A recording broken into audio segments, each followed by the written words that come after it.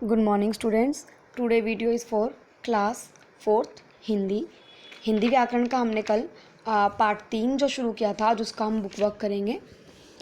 देखिए book work शुरू करते हैं। इसमें जो प्रश्न है पहला वो देखते हैं। पहला जो प्रश्न है वो है शब्द किसे कहते हैं। अक्षरों के सार्थक समूह को शब्द कहते हैं। कल हमने पाठ में पढ़ा था कि जो अक्षरों का सार्थक समूह होता है वो क्या कहलाता है, शब्द कहलाता है। सेकंड देखिए प्रश्न, अर्थ के आधार पर शब्द के कितने प्रकार हैं, उदाहरण देकर बताओ। अर्थ के आधार पर शब्द दो प्रकार के होते हैं, कल हमने पढ़ा था, सार्थक शब्द और निरर्थक शब्द।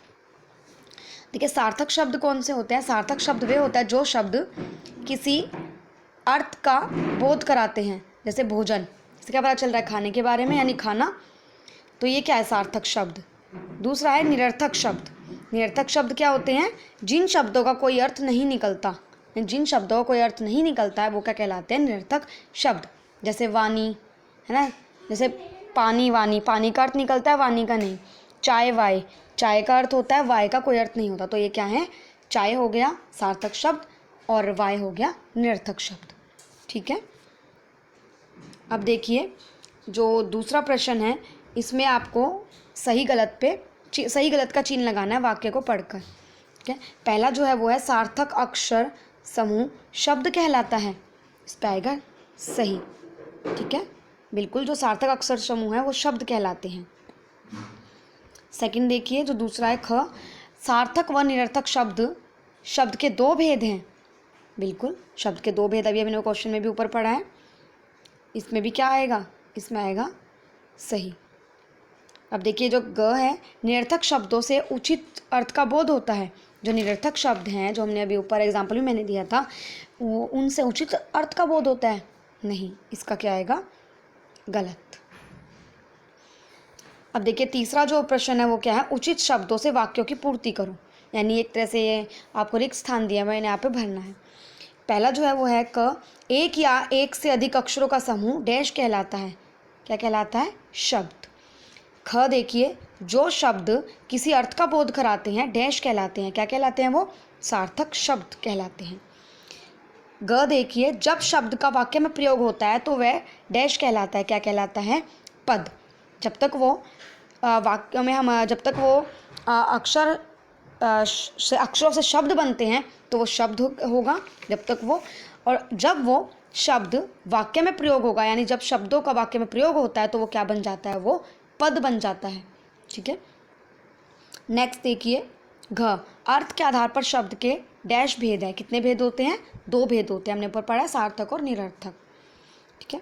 अब देखिए जो है क्वेश्चन, केवल डैश का वाक्य में प्रयोग किया जाता है, किसका प्रयोग होता है, केवल सार्थक शब्दों का वाक्य में प्रयोग होता है। ठीक है। अब देखिए जो हमारा चौथा प्रश्न है उसमें आपको अक्षरों को सही क्रम में लिखकर सार्थक शब्द बनाने हैं। जैसे आगे पीछे दिया हुआ है, इसमें हमारा बन गया तलवार, ऐसे ही देखिए ये मदारी बन रहा है ना, सही क्रम में हमने इन्हें लिखा है अक्षरों को, तब हमने सार्थक शब्द बनाया है। ख देखिए हाथी, ग देखिए रेलगाड़ी, घ देखिए सोमवार,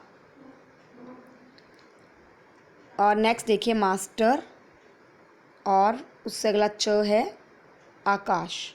ठीक है, इसी तरह से आप अपनी बुक में इन्हें फिल करें।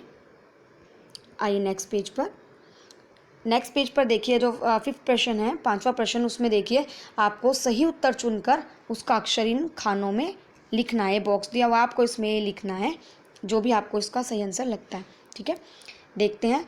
पहला जो है वो है अस्वाभाविकता शब्द में कितने अक्षर हैं, तो इसका सही जो आंसर होगा वो होगा ख, यानी ग, इसलिए हमने इसको बॉक्स में क्या लिख दिया है, खाने में लिख दिया है ख।